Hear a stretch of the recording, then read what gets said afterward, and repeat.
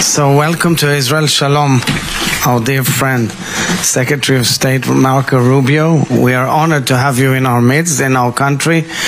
You have no idea how much it means to us in these challenging days and times that our nation has gone through and endured since October 7th. We are grateful to President Donald Trump for his friendship and solidarity with the people of Israel and the state of Israel. And we are grateful for his direct involvement in bringing back our hostages. You know, on October 7th, Israelis down there in the border from all facets of life went through hell, were abducted, kidnapped, beaten, raped, burnt, and killed in cold-blooded murders.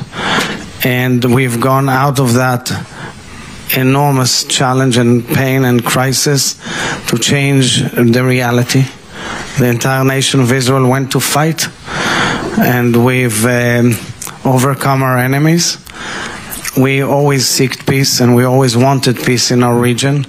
And I believe that your visit here, as well as your capability of changing and influencing our region, are enormous and can bring great hope to our people and the people of the region at large. Most importantly, we are screaming, aching, praying, working tirelessly to bring each and every one of our hostages back home.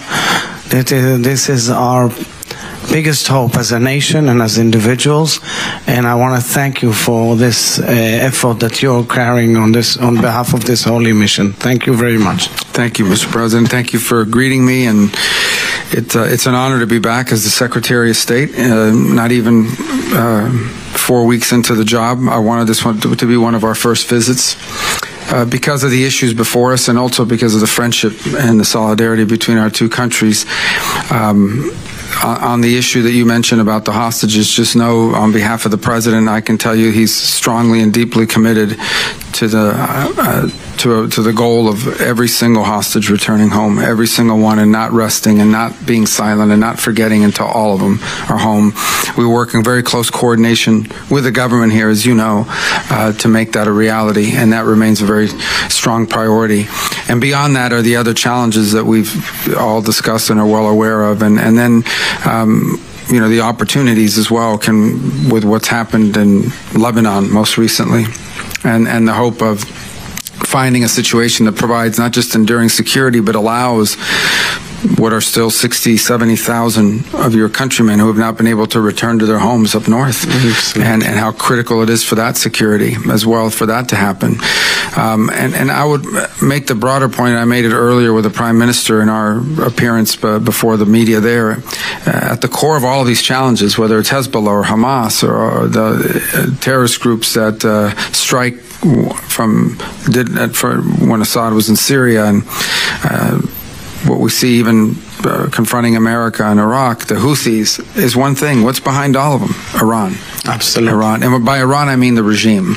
I think it's always important to remind people that the people of Iran, which is an ancient and proud culture, is controlled by radical clerics who have driven that nation in the wrong direction and have isolated it from the world, but more importantly have created the single greatest source of destabilization and sponsor of terrorism and violence on the planet. And that we cannot forget, that if were it not for the regime in Tehran, many of these issues that we are confronting now would not be the same. And we cannot lose sight of that reality. It remains a fundamental challenge that we have before us. But just know that there has been no stronger supporter of the state of Israel in the White House than President Trump, who I'm honored to serve as his Secretary of State. And we wanted to come here to reaffirm those bonds and to ensure that you knew that we were going to be here to continue to work hand in hand until all of these goals we share in common are achieved. Thank you. Bless you. Thank you very much. Thank